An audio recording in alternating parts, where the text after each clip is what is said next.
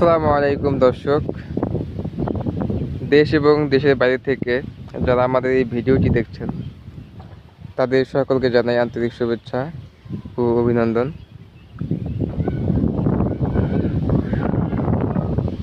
তো দর্শক, আজকে আমরা মাছ চাষ সম্পর্কে কিছু আলোচনা করব।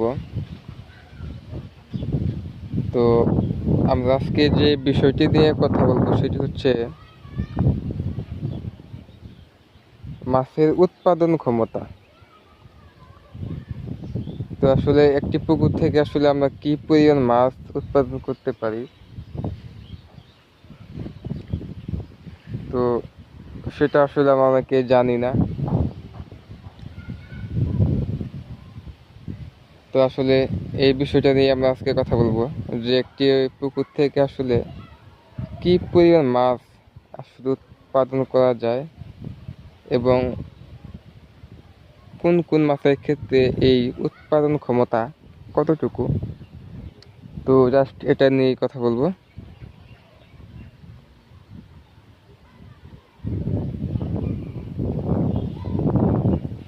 তো আমরা যদি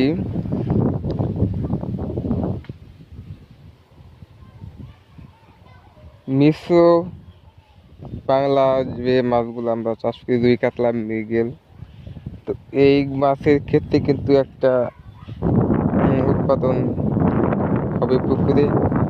এবং আমরা যদি পাঙ্গাস, তেলাপিয়া মাছ চাষ করি সেক্ষেত্রে একটা উৎপাদন হবে। আবার যদি আমরা শিং, মাগুর, পাবদা মাছ চাষ করি সেক্ষেত্রে কিন্তু একটা উৎপাদন হবে। তো এই যে মাছগুলা ভিন্ন ভিন্ন মাছের জন্য কিন্তু উৎপাদন ক্ষমতাও ভিন্ন ভিন্ন হবে। তো আমরা যদি বাংলা মাছ চাষ করি সেক্ষেত্রে আমরা কিন্তু প্রতি শতকে 30 থেকে 40 কেজি পর্যন্ত মাছ উৎপাদন করতে পারি সর্বোচ্চ। এটা মানে প্রপার ওয়েতে যদি আমরা কাজ করি, প্রপারলি ভাবে যদি মাছকে আমরা খাওয়াই, সঠিক পরিচর্যাগুলো করি, তবেই কিন্তু আমরা 30 থেকে 40 কেজির মতো বাণিজ্যিকভাবে আমরা মাছ চাষ করলে আমরা কিন্তু উৎপাদন পাব। আমরা যদি তেলাপিয়া মাছ চাষ করি সেক্ষেত্রে কিন্তু আমরা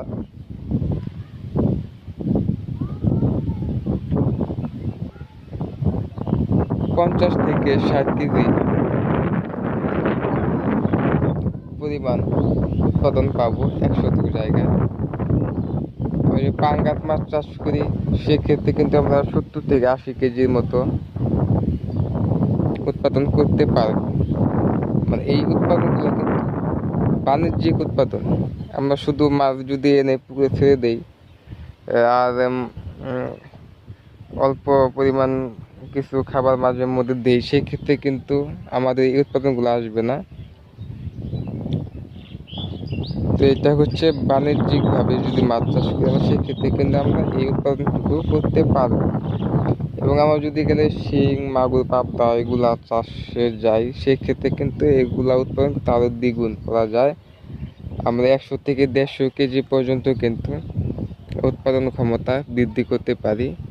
তো ইদানিং অনেক চাষিরা আছে যারা অধিক ঘনত্বে আসলে 200 কেজি পর্যন্ত আসলে শতকে মাছ উৎপাদন করার টার্গেট নিয়ে থাকে। তো দর্শক, এখন এই যে উৎপাদন ক্ষমতা আমরা বললাম, একটা মাছের জন্য আসলে এক এক ধরনের উৎপাদন করা সম্ভব যদি আসলে আমরা বাণিজ্যিকভাবে প্রপারলি সঠিক নিয়ম কানুন মেনে পুকুরে আসলে চুন, নুন, গ্যাসের যে ঢোলগুলা এগুলা, তারপর হচ্ছে আপনার খাবারের যে সঠিক ব্যবস্থাপনা, সেটা মানে সব মিলিয়ে সকল কিছু যদি আসলে আমরা প্রপারলি করতে পারি, কোনো কিছু কমতি যদি না থাকে, সেক্ষেত্রে কিন্তু আমরা এই উৎপাদন করতে পারবো। নয়তো কিন্তু আমরা এই উৎপাদন করতে পারবো না যদি আমরা এইভাবে আমরা পুকুরে আসলে কাজ না করি, বা এইভাবে যদি আমরা পুকুর পরিচর্যা থেকে শুরু করে মাছের খাবার পর্যন্ত যদি এরকম না করি, যদি ত্রুটি রাখি, তাহলে কিন্তু আমরা সর্বোচ্চ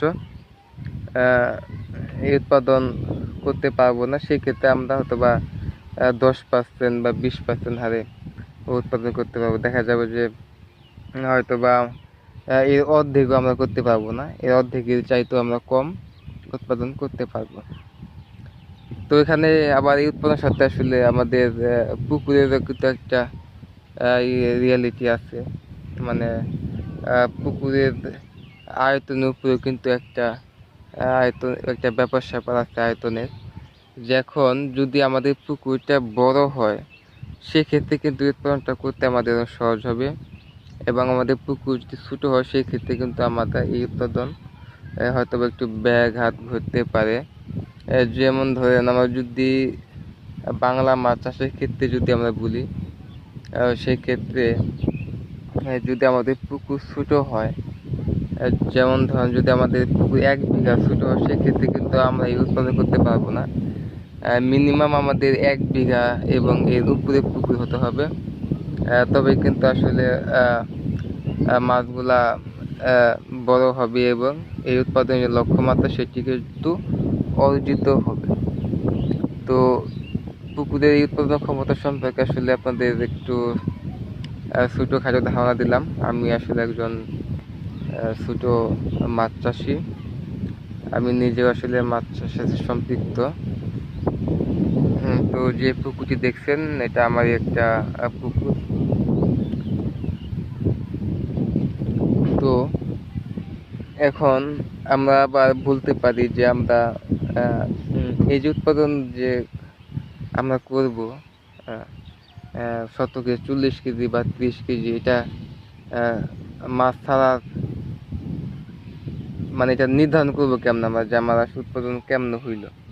তো এটা আসলে আমরা যখন মাছটা ছাড়বো, আমরা বিভিন্ন সাইজে মাছ ছাড়তে পারি।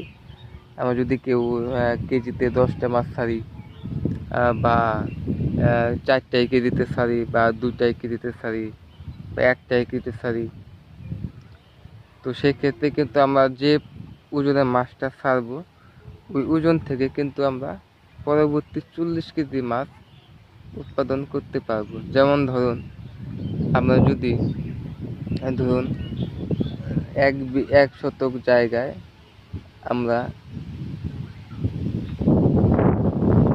10টি মাছ ছাড়বো, 10টি মাছের সাইজ ধরুন যে আপনার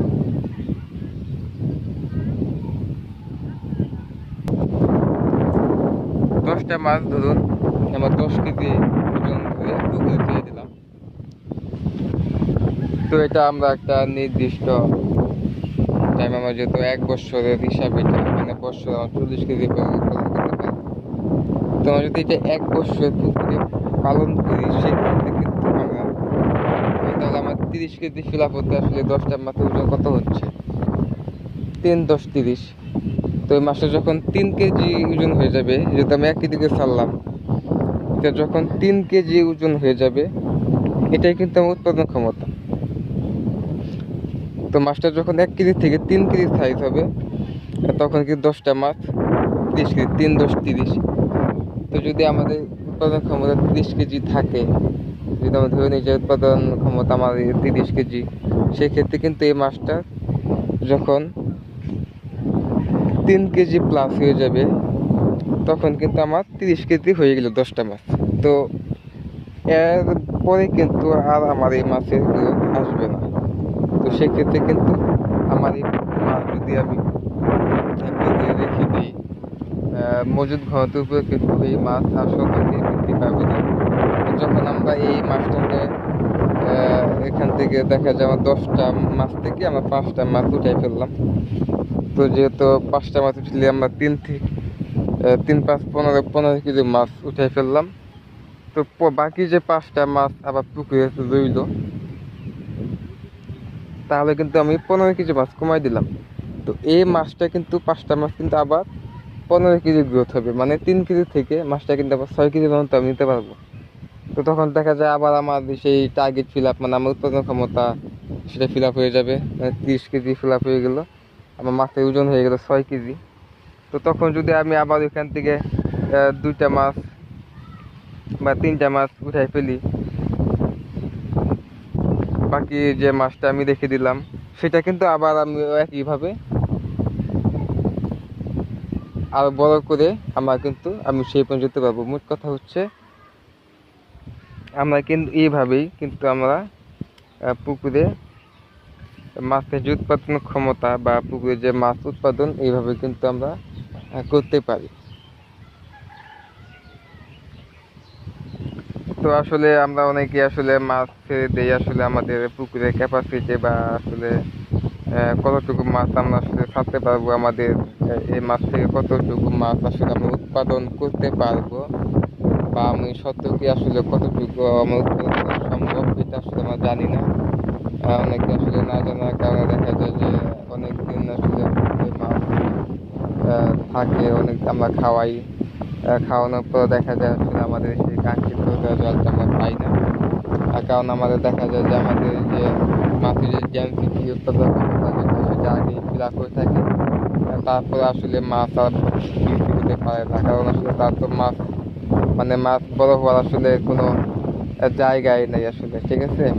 তো সেক্ষেত্রে আমার যখন আমাদের এইগুলা উৎপাদন ক্ষমতা যখন ফিল আপ হয়ে যাবে, তখন যদি আমরা কিছু মাছ আংশিক আহরণ করি এবং কিছু মাছ যদি আমরা রেখে দিই, পরবর্তীতে কিন্তু সেই মাছটা আবার পুনরায় কিন্তু আমরা আবার সেই নতুন করে উৎপাদন করতে পারি।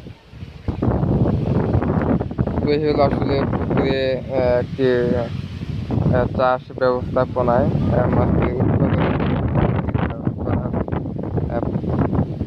পদ্ধতি, এবং আমরা জানলাম যে আসলে কি মাছ আসলে কতটুকু উৎপাদন করা যায় পুকুরে। তো এটা আসলে পুকুরের গভীরতা, পুকুরের আকার, আয়তন, এটার উপরে আসলেই অনেকটা নির্ভর করে। তো অবশ্যই পুকুরটি বড় হতে হবে, তাহলেই কিন্তু আসলে ভালো একটা রেজাল্ট পাওয়া যায়। ছোটো পুকুরে যে রেজাল্ট পাওয়া যায় তা না, কিন্তু ছোটো পুকুরে আসলে একটু রেজাল্টটা কম পাওয়া যায়।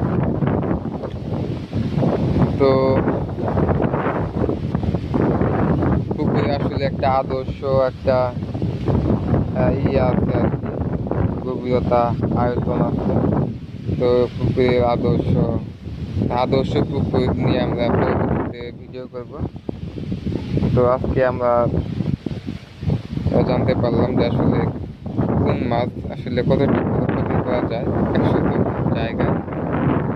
তো যারা ভিডিওটি দেখলেন, আশা করি অবশ্যই একটু হলেও উপকৃত হবেন। তো সবার সুস্থতা এবং সাফল্য কামনা করে আজকে ভিডিওটি এখানে শেষ করছি। আসসালামু আলাইকুম, ধন্যবাদ সবাইকে।